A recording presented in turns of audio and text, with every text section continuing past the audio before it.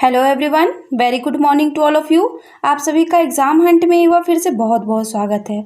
तो फ्रेंड्स, कैसे हैं आप सभी और कैसी चल रही है आप सभी की पढ़ाई। और आज की सीरीज़ हम स्टार्ट करने से पहले पिछले क्वेश्चंस को लेंगे जो आपसे पूछा गया था कमेंट बॉक्स में, जिसका आपको आंसर करना था। तो कल का जो प्रश्न था वो है कि किस देश की नौसेना ने भारत की इजाज़त के बगैर भारतीय समुद्री क्षेत्र में पेट्रोलिंग की। तो इसमें ऑप्शन था अमेरिका, बी चाइना, सी रूस, डी जर्मनी। तीन चार ऑप्शंस में आपको बताना था फ्रेंड्स कि इसमें कौन सा इसका राइट आंसर होगा। तो इसका राइट आंसर था ऑप्शन नंबर ए, अमेरिका। ठीक है, अब चलिए आज की सीरीज को स्टार्ट करते हैं। तो आज का हमारा पहला प्रश्न है जो बहुत ही ज़्यादा इम्पोर्टेंट है, वो है हाल ही में किस देश ने अपनी पहली महिला अंतरिक्ष यात्री का नाम घोषित किया। ए अमेरिका, बी जापान, सी संयुक्त अरब अमीरात, डी नीदरलैंड। तीन चार ऑप्शंस में आपको बताना है किसका कौन सा राइट आंसर होगा। जी हाँ फ्रेंड्स, का राइट आंसर है ऑप्शन नंबर सी, संयुक्त अरब अमीरात। तो चलिए अब इससे रिलेटेड कुछ इंपॉर्टेंट पॉइंट्स को हम देखते हैं। तो संयुक्त अरब अमीरात ने 10 अप्रैल को अपने अंतरिक्ष कार्यक्रम में अगले 2 अंतरिक्ष यात्रियों को नामित किया है, जिसमें देश की पहली महिला अंतरिक्ष यात्री भी शामिल थी। नोरा अल मतरूसी यूएई की पहली महिला अंतरिक्ष यात्री है।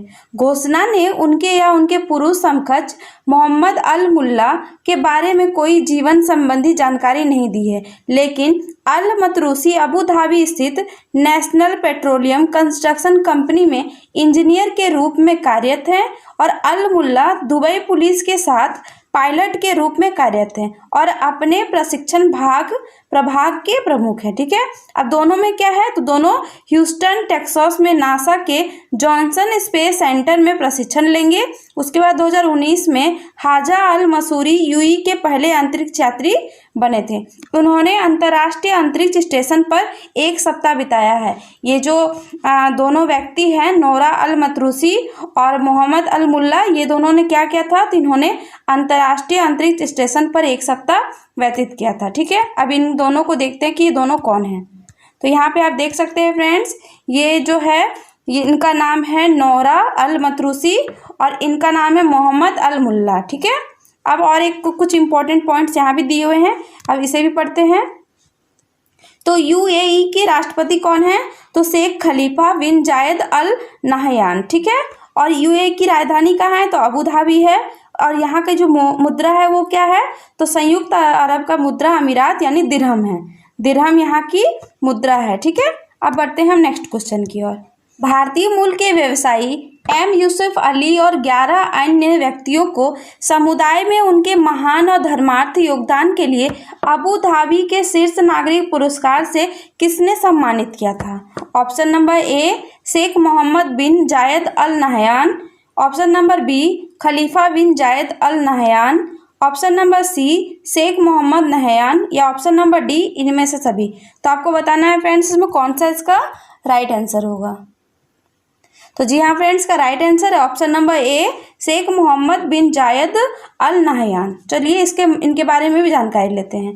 तो अब अबू धाबी के crown prince Sheikh Mohammed bin Zayed Al Nahyan ने क्या किया था, तो भारतीय मूल के व्यवसायी एम यूसुफ अली और 11 अन्य व्यक्तियों को समुदाय में उनके महान और धर्मार्थ योगदान के लिए अबू धाबी के शीर्ष नागरिक पुरस्कार से सम्मानित किया गया था। और अबू धाबी के व्यापार उद्योग विभिन्न परोपकारी पहलों में सहयोग के लिए उनके उत्कृष्ट योगदान के लिए केरल में जन्मे श्री यूसुफ अली को प्रतिष्ठित पुरस्कार दिया गया था। अब चलिए हम देखते हैं ये अबू धाबी के क्राउन प्रिंस कौन थे और क्या थे। तो आप यहाँ देख सकते हैं फ्रेंड्स, यही है अबू धाबी के क्राउन प्रिंस हैं Sheikh Mohammed bin Zayed Al Nahyan. ठीक है, अब बढ़ते हैं नेक्स्ट क्वेश्चन की ओर। तो हमारा नेक्स्ट क्वेश्चन है कि हाल ही में भारतीय सेना के किस लेफ्टिनेंट कर्नल ने सबसे तेज एकल साइकिलिंग के लिए 2 गिनीज वर्ल्ड रिकॉर्ड तोड़ दिए हैं। ए दीपक मिश्रा, बी सुशिया सेन, सी सुनीता शर्मा, डी भरत पन्नू। तीन चार ऑप्शन में आपको बताना है कि कौन से इसमें इसका राइट आंसर है। तो जी हाँ फ्रेंड्स, का राइट आंसर है option number D, Bharat Pannu ने। अब चलिए इनके बारे में हम जानकारी लेते हैं। इन्होंने पहला रिकॉर्ड तब बनाया था जब लेफ्टिनेंट कर्नल पन्नू ने 10 अक्टूबर 2020 को लेह से मनाली, और लेह से मनाली की दूरी है 472 किलोमीटर, तक केवल 35 घंटे 25 मिनट में साइकिल चलाई थी। मेन से 35 घंटे और 25 मिनट में वह लेह से मनाली तक की दूरी को तय किए थे। लेफ्टिनेंट कर्नल पन्नू ने 5,942 किलोमीटर लंबा स्वर्णिम चतुर्भुज मार्ग बनाते हुए यह कार्य को संपन्न किया था। एक दूसरा रिकॉर्ड इन्होंने कब बनाया, जो दिल्ली, मुंबई, चेन्नई और कोलकाता को 14 दिनों 23 घंटे और 52 मिनट में जोड़ता है। इस टाइम इन्होंने क्या किया था, एक दूसरा रिकॉर्ड बनाया था। और लेफ्टिनेंट कर्नल पन्नू ने, जिन्होंने 14 दिन में साइकिल से नापी 6000 किलोमीटर की दूरी थी, बनाकर उन्होंने क्या किया, तो दूसरा वर्ल्ड रिकॉर्ड तय किया और दूसरा वर्ल्ड रिकॉर्ड अपने नाम किया। तो ठीक है, अब इनको भी देखते हैं कि लेफ्टिनेंट कर्नल पन्नू जी कौन थे। तो आप यहाँ देख सकते हैं फ्रेंड्स, इन्हीं का नाम है लेफ्टिनेंट कर्नल पन्नू। ठीक है, अब बढ़ते हैं नेक्स्ट क्वेश्चन की ओर। नोमुरा ने FY22 में भारत की GDP का अनुमान कितने प्रतिशत तक घटाया है? A 12.6%, B 13.6%, C 14.6%, या फिर ऑप्शन नंबर D 12.8%। ठीक है, इतना घटाया था फ्रेंड्स, यहाँ 12.8% है। ठीक है, इतना घटाया था। तो इसका राइट आंसर है ऑप्शन नंबर ए 12.6%। तो जापानी ब्रोकरेज कंपनी नोमुरा ने बढ़ते कोरोना वायरस मामलों और उच्च मुद्रास्फीति के बीच वित्तीय वर्ष 2021-22 इस FY22 में भारत के GDP अनुमान को 13.5% से पिछले अनुमान से 12.6% तक संशोधित किया है। और नोमुरा ने कैलेंडर वर्ष के सकल घरेलू उत्पाद की वृद्धि पर दर पिछली अनुमानित दर 12.4% से कम करके 11.5% तक कर आंकी है। ठीक है, और नोमुरा के अध्यक्ष और समूह के CEO कौन है, तो केंटारो ओकुडा हैं। ठीक है, अब हम देखते हैं नोमुरा का लोगो क्या है। तो आप फ्रेंड देख सकते हैं ये नोमुरा है। अब बढ़ते हैं हम अपने नेक्स्ट क्वेश्चन की ओर। तो हाल ही में प्रसिद्ध शूटिंग कोच संजय चक्रवर्ती का निधन कब हुआ? 12 अप्रैल को, 13 अप्रैल को, 11 अप्रैल को, या फिर 10 अप्रैल को? 3-4 ऑप्शंस में आपको बताना है कि कौन सा इसका राइट आंसर होगा। ठीक है जी हाँ फ्रेंड्स, यहाँ आप बता सकते हैं इसका कौन सा राइट आंसर है। जी बिल्कुल सही, इसका राइट आंसर है ऑप्शन नंबर बी 13 अप्रैल को। ठीक है, अब इसके बारे में देखते हैं। तो कोविड-19 के कारण प्रसिद्ध शूटिंग कोच संजय चक्रवर्ती का निधन हो गया और ये इनको क्या मिला था, तो ये द्रोणाचार्य पुरस्कार से सम्मानित थे। संजय जी ने अभिनव बिंद्रा, गगन नारंग, अंजलि भागवत, सुमा सिरूर, दीपाली देशपांडे, अनुजा जंग और आयोनिका पाल सहित कुछ बेहतरीन भारतीय निशानेबाजों को प्रशिक्षित किया था। ठीक है, अब देखते हैं हम अपने नेक्स्ट क्वेश्चन को। उससे पहले हम देखेंगे फ्रेंड्स, यहाँ पे आप देख सकते हैं पिक लगी हुई है, यही संजय चक्रवर्ती जी हैं। ठीक है, अब बढ़ रहे हैं आगे क्वेश्चन की ओर। तो हमारा नेक्स्ट क्वेश्चन है कि 13 अप्रैल 2021 को जलियांवाला बाग नरसंहार के कितने साल हुए? ऑप्शन नंबर ए 100 साल, ऑप्शन नंबर बी 200 साल, ऑप्शन नंबर सी 300 साल, फिर ऑप्शन नंबर डी 102 साल। तो इसमें से आपको बताना है कि कौन सा इसमें राइट आंसर होगा। जी हाँ फ्रेंड्स, का right answer option number D 102 साल।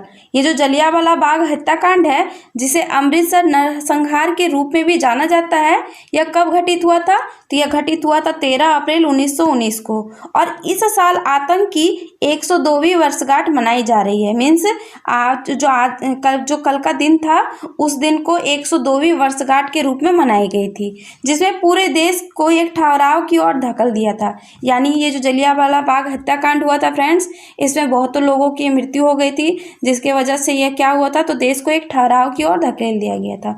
जलियांवाला बाग उद्यान को एक स्मारक में बदल दिया गया, क्योंकि यहाँ बहुत लोगों की मृत्यु हो गई थी, जिसके वजह से यहाँ पे मतलब बहुत ही भयानक दृश्य था और इस जगह को हमेशा याद रखने के लिए इसे स्मारक के रूप में बदल दिया गया। और इस दिन हजारों लोग शहीद हुए पुरुषों महिलाओं के प्रति सम्मान व्यक्त करने आते हैं, जो उस घातक दिन देश के के लिए मारे गए थे। यानी वो जो घटना उस दिन घटी थी उसके वजह से यहाँ लोग आते हैं और अपने परिवार के जो सदस्य थे जिनकी वहाँ पे मृत्यु हो गई थी उन्हें वो श्रद्धांजलि देते हैं, उनके प्रति सम्मान व्यक्त करते हैं, फिर वो वापस अपने घर चले आते हैं। तो चलिए अब हम बढ़ते हैं नेक्स्ट क्वेश्चन की ओर। तो हमारा नेक्स्ट क्वेश्चन है कि महाराष्ट्र के बाद कौन से राज्य कोरोना वैक्सीन खुराक देने वाला दूसरा राज्य बना? ए आंध्र प्रदेश, बी नागालैंड, सी गुजरात, डी राजस्थान। 3-4 ऑप्शंस में आपको बताना है कि इसमें कौन सा इसका राइट आंसर होगा। जी हाँ फ्रेंड्स, का right answer option number D Rajasthan. तो चलिए इसके बारे में देखते हैं। तो राजस्थान 1 करोड़ वैक्सीन खुराक देने वाला दूसरा राज्य बना, ठीक है। और पहला राज्य कौन था? तो पहला राज्य था हमारा महाराष्ट्र। तो इसके बाद क्या हुआ, 12 अप्रैल 2021 तक 1 करोड़ से अधिक कोविड-19 वैक्सीन खुराक प्रशासित करने वाला यह दूसरा राज्य बन गया। 11 अप्रैल 2021 तक राज्य में कुल 99.83 लाख खुराक दी गई थी और 12 अप्रैल 2021 को यह आंकड़ा 1 करोड़ के पार कर गया। राजस्थान में कुल 3380 सरकारी और 188 निजी स्थल टीकाकरण की सुविधा प्रदान कर रहे हैं, ठीक है। अब बढ़ रहे हैं नेक्स्ट क्वेश्चन की ओर। तो मेरा नेक्स्ट क्वेश्चन है कि भारत का पहला नगर पालिका ग्रीन बॉन्ड कहाँ जारी किया गया है? ए मुर्शिदाबाद में, बी गाजियाबाद में, सी अहमदाबाद में, डी धनबाद में। 3-4 ऑप्शंस में आपको बताना है कि कौन सा इसका राइट आंसर होगा। तो जी हाँ friends, right answer option number B Ghaziabad में। अब चलिए इसके बारे में हम जानकारी लेते हैं। तो गाजियाबाद नगर निगम ने भारत के पहले ग्रीन म्यूनिसिपल बॉन्ड इशू के सफलतापूर्वक उठाने और सूचीबद्ध करने की घोषणा की है और जीएनएन ने 8.1% की लागत में 150 करोड़ रुपए जुटाए हैं। तृतीय जल उपचार संयंत्र की स्थापना करके गंदे पानी को साफ करने और साहिबाबाद जैसे स्थानों पर पानी के मीटर के माध्यम से पाइप्ड पानी की आपूर्ति करने के लिए धन का इस्तेमाल किया जाएगा, ठीक है। इंडिया रेटिंग्स के अनुसार गाजियाबाद कर्ज मुक्त है और पिछले कुछ वर्षों में राजस्व अधिशेष की स्थिति बनाए हुए है। इसीलिए इसे क्या किया गया, तो इसे पहला ही ग्रीन म्यूनिसिपल बॉन्ड इशू की सफलतापूर्वक उठाने और सूचीबद्ध करने के लिए घोषणा किया गया है। ओके, अब बढ़ते हैं अपने नेक्स्ट क्वेश्चन की ओर।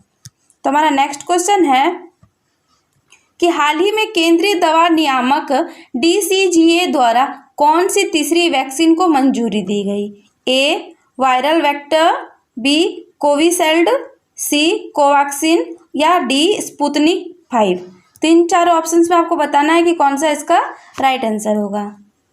तो जी हाँ फ्रेंड्स, का राइट आंसर है ऑप्शन नंबर डी स्पुतनिक 5। अब चलिए स्पुतनिक 5 के बारे में हम जानकारी लेते हैं। तो रूसी वैक्सीन स्पुतनिक 5 को भारत में इमरजेंसी उपयोग को मंजूरी दी गई है।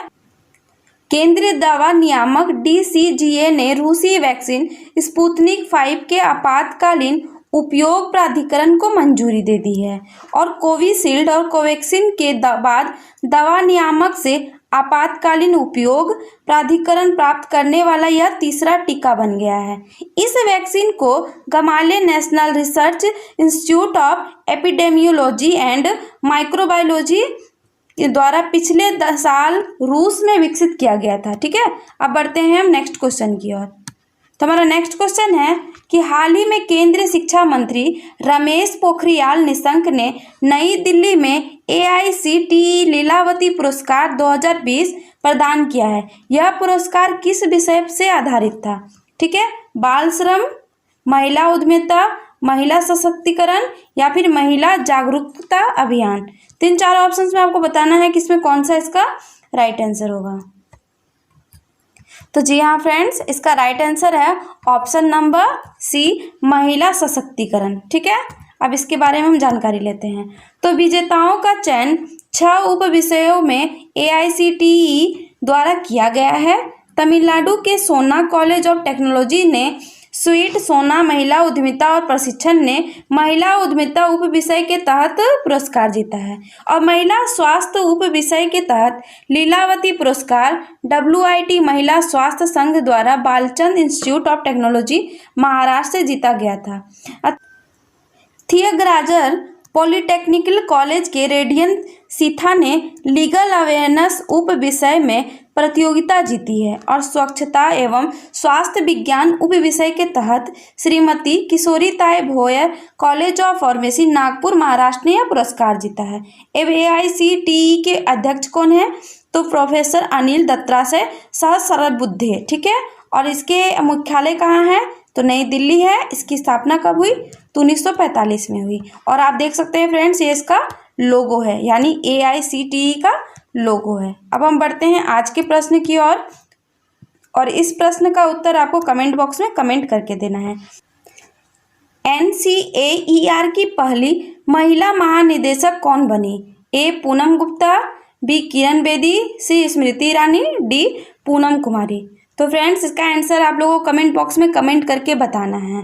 तो चलिए फ्रेंड्स, आज की सीरीज़ को हम यहीं पे ख़त्म करते हैं, और कल की सीरीज में हम कुछ नए नए प्रश्नों के साथ फिर से जुड़ेंगे। तो अगर आप नए लर्नर्स हैं तो हमारे चैनल को सब्सक्राइब करें, बेल आइकन को प्रेस करें, इससे आपको आगे आने वाली हर वीडियो की नोटिफिकेशन टाइम पर मिल जाएगी। और अगर आप हमारे सोशल मीडिया हैंडल से नहीं जुड़े हैं तो उसके लिए आप हमारे टेलीग्राम, फेसबुक और इंस्टाग्राम पेज को फॉलो कर सकते हैं।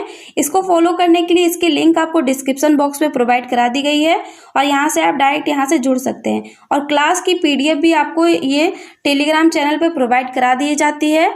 हैंड रिटन नोट्स के लिए आप फेसबुक और इंस्टाग्राम को भी फॉलो करना बिल्कुल भी ना भूलें। तो thank you friends, thank you for watching.